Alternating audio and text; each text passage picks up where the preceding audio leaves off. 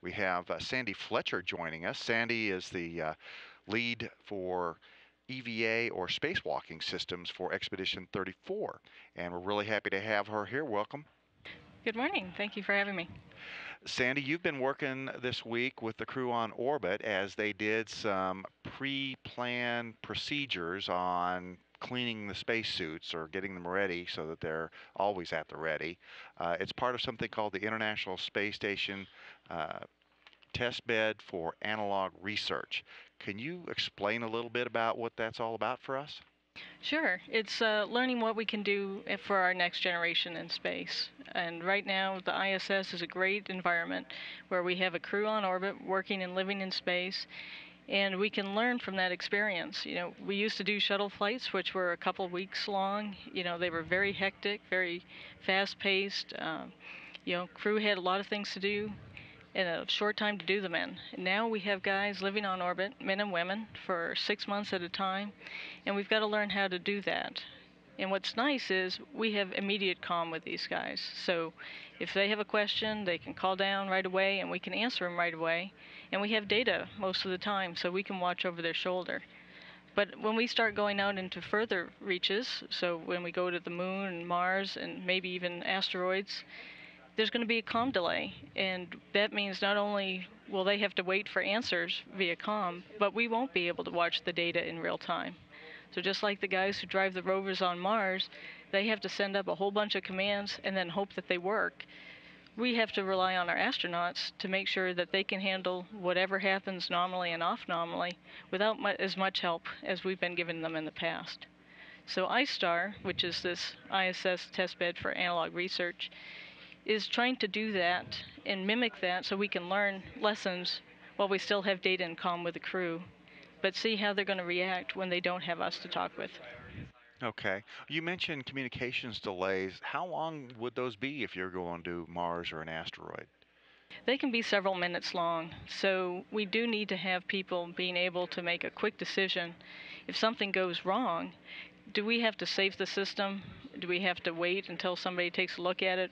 Or is it a minor enough problem that they can handle it without any communication and assistance from us? And of course, these people are very smart, and we train them for 2 years before they fly. So, they really don't need us for most things. Well, so what specifically are you looking at in terms of these procedures for the spacesuits? Normally, when we write procedures, we have the understanding that we'll be watching the data and have communications with them if they have questions. So a lot of the notes that we write in the procedures are really actually for us on mission control to remind us to do things. Now we're talking, and we're the systems experts. So, whereas they study for 2 years to learn every system fairly well, we have the in-depth knowledge to understand, so we can be shorthanded with ourselves and our comments and know what we mean by them. Now imagine we hand these procedures to somebody who's not as familiar with them. We need to give them a little bit more depth and the ability to understand what's the next thing they need to do and why do they need to do it. So we do have to adjust our procedures that way. So we're looking right now at some recorded video of Tom Marshburn. He was one of the crew members you've been working with this week. Can you explain a little bit about what he's doing here, what he's taking care of? Sure, you can see we've got two spacesuits in the airlock. The helmets are off, so you can actually look inside the spacesuits. And periodically, when we don't use our EMUs for actual spacewalks, we do have to make sure that the systems are operating nominally, and that means we run the pump, which runs air, or really oxygen and water through the systems.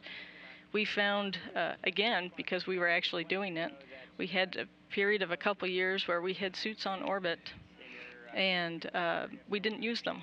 And the water stagnated, and then the pumps didn't work when we actually needed them to go out EVA. So we've learned that we've got to occasionally start them up just like you want to, if you have a car. You can't let the car sit in the garage for too long. You have to make sure it runs. So we do the same thing with the suits. So that's what Tom is working on here. And specifically, you did a cooling loop scrub and you put in some additives to the cooling water, right? That's correct. So part of the running the water through the system is we have filters in line. As the water stays stagnant in those lines, it is contacting metal, so small particulates will come out. These components are very small, and so it really doesn't take a lot of contamination for them to seize up and stop working. So we filter the water for about an hour, and that filters them not only in the suits, but you can see the two connecting lines. We call them the service and cooling umbilicals. Those are the two white lines going back into the crew lock. And we also scrub the airlock heat exchanger. Then once we do that, we actually add iodine into the system. That'll run for about 2 hours, and that's to kill any organic or microbe growth that may be occurring. Okay. Well, how did it all go? Actually, it went extremely well. When I trained Tom Marshburn, we had gone through this procedure, the version that we run here on the ground, and they run on orbit. And there were a lot of parts where we actually do the commanding on the ground. So I told him, "Oh, don't worry about this part. You won't have to do this in orbit. We'll watch the data, so we'll tell you if anything goes wrong." So I have to go and tell him, "Okay, we're going to do a little bit something different now." And he did a lot of complex commanding that they would not be expected to do normally. So actually, that was the part that I was concerned about. Not that he couldn't do it, but it's not something that we typically train them to do. And he did a fantastic job, and we learned a lot from his experience going through it. So what you're talking about is that there are steps in all these procedures that just call out from mission control, we'll do this now. But instead, now it calls out and said, Tom, you've got to go do this now. That's right. And it's really quite a bit of difference between how we used to run things through Mercury and up through the shuttle days. We had a lot of switches for crews to flip. We had fairly limited commanding from the ground to the vehicle. We relied very heavily on crew interaction with the systems to make it operate. Station is ISS, the International Space Station, is very different in that sense because we want the crew to focus on doing science and experiments. So we do a lot more commanding from the ground and using computers. So in this case, we sort of went back to old school, if you will, and had Tom command the space station through the interfaces, the computers they have on board. And he probably sent more commands than most astronauts do on board. Okay.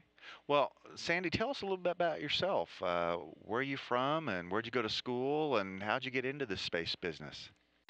Well, I'm originally from northern New England, so Maine and New Hampshire, very rural areas, which are not necessarily hotbeds of space activity. And nobody I ever knew growing up was involved with the space industry, but I was just a little kid running around like most kids are. And then I saw this movie called Star Wars, and that just everything sort of came into focus, and I didn't know how I was going to do something like that, but I knew that's what I wanted to be involved with, just the excitement of space and traveling through space. And I have very supportive parents and family who never said, "Oh, you can't do that," and they were very encouraging. And so I eventually went to school. I studied physics first at Wesleyan University, which is in Connecticut, and then the University of New Hampshire. I have a master's degree in physics. Wow, interesting. Well, Sandy, thanks so much for being with us here today and explaining to us what ISTAR is all about and why crew members are having to do more work on board the space station. We look forward to hearing what the future might be for these kinds of procedures as we go farther and farther out into space. Thanks a lot. Oh, thank you. I appreciate it. That's Sandy Fletcher, the lead extravehicular unit engineer for the Expedition 34 crew here in Mission Control.